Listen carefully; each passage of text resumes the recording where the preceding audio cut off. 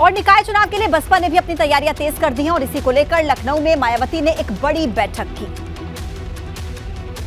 निकाय चुनाव को लेकर बसपा की गंभीरता का अंदाजा इसी बात से लगाया जा सकता है कि चुनाव की तैयारियों की कमान खुद बसपा सुप्रीमो मायावती संभाल रही है और निकाय चुनाव की तैयारियों का जायजा लेने के लिए यूपी के सभी 75 जिलों के मंडल कोऑर्डिनेटर्स और पार्टी पदाधिकारियों के साथ बैठक की, जिसमें मायावती ने निकाय चुनाव तक पार्टी की सभी गतिविधियों को स्थगित कर दिया है। माननीय बहन जी ने ये तय किया कि हमारे अन्य वरिष्ठ पदाधिकारियों को और वर्करों को जो अन्य प्रोग्राम दिए गए थे बूथ स्तर पर काम करने के लिए, सेक्टर स्तर पर वो संगठन तैयार करने के लिए, तो इन सारे कामों को तब तक स्थगित कर दिया गया है जब तक नगर निकाय का चुनाव संपन्न नहीं हो जाता।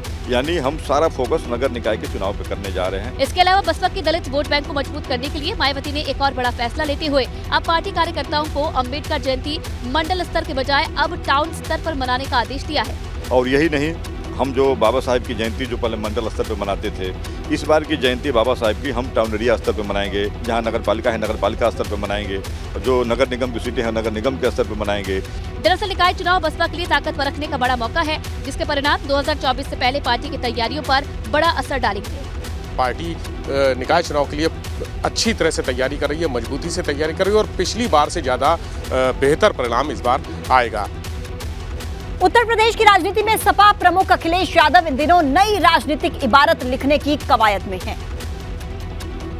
डॉक्टर राम मनोहर लोहिया को अपना आदर्श मानने वाली समाजवादी पार्टी को डॉक्टर अंबेडकर के बाद बसपा संस्थापक कांशीराम में अपना सियासी भविष्य दिखने लगा है। शायद इसलिए ही 3 अप्रैल को सपा प्रमुख रायबरेली में बसपा के संस्थापक कांशीराम की प्रतिमा का अनावरण करने वाले हैं। सपा के इस राजनीतिक दांव पर बसपा सुप्रीमो ने निशाना साधा।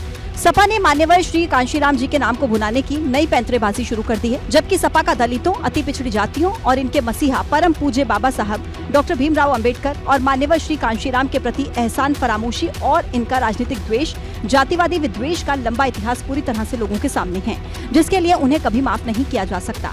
बसपा ही नहीं, भाजपा ने भी अखिलेश यादव के प्रतिमा के अनावरण पर सपा पर सवाल खड़े किए। चुनावी प्रेम को समाज के सब वर्गों के लोग सब लोग जानते हैं और समाजवादी पार्टी के चरित्र को भी जानते हैं। सपा अपने यादव मुस्लिम वोट बैंक को साधे रखते हुए बसपा के दलित मतदाताओं को अपने साथ जोड़ने की रणनीति पर काम कर रही है। इसलिए अंबेडकर की विरासत और बसपा नेताओं को अपनाने के साथ साथ अखिलेश यादव अब मायावती की सियासत की सबसे बड़ी ताकत रहे कांशीराम पर दांव लगाने जा रही है। चलिए सत्याग्रह में आगे बढ़ते हैं। निकाय चुनाव की तैयारियों को लेकर अखिलेश यादव ने एक बड़ा बयान दिया है। निकाय चुनाव को लेकर अखिलेश यादव ने अपनी रणनीति में बदलाव किया है। सपा यूपी में भाजपा को टक्कर देने के लिए यूपी की सभी सीटों पर चुनाव लड़ने का ऐलान कर दिया है। महंगाई चरम सीमा पर है, बेरोजगारी चरम सीमा पर है और जो महंगाई हुई है वो भारतीय जनता पार्टी की देन है।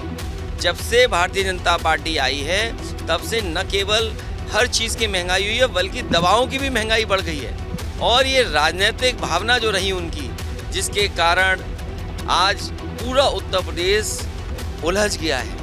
फिलहाल सपा का उत्तर प्रदेश में जयंत चौधरी की पार्टी आरएलडी और पल्लवी पटेल की अपना दल कमेरावादी पार्टी के साथ गठबंधन है। अखिलेश के आरोपों का जवाब दिया है यूपी के डिप्टी सीएम केशव प्रसाद मौर्य ने। सपा माने पिछड़ा विरोधी, सपा माने दलित विरोधी, सपा माने गरीब विरोधी, सपा माने गुंडा समर्थक, अपराधी समर्थक, दंगाई समर्थक, माफिया समर्थक, जमीन पर कब्जा करने वालों के समर्थक। सपा मतलब राजनीतिक दल नहीं थी। राजनीतिक जानकारों की माने तो निकाय चुनाव के साथ साथ अखिलेश यादव केंद्रीय राजनीति में अपनी छवि बनाने में जुटे हैं। वो न सिर्फ अलग अलग राज्यों में पार्टी उम्मीदवार उतार रहे हैं बल्कि गैर भाजपाई पार्टियों के आयोजनों में भी हिस्सा ले रहे हैं, जिसे लेकर भाजपा समाजवादी पार्टी पर हमलावर है।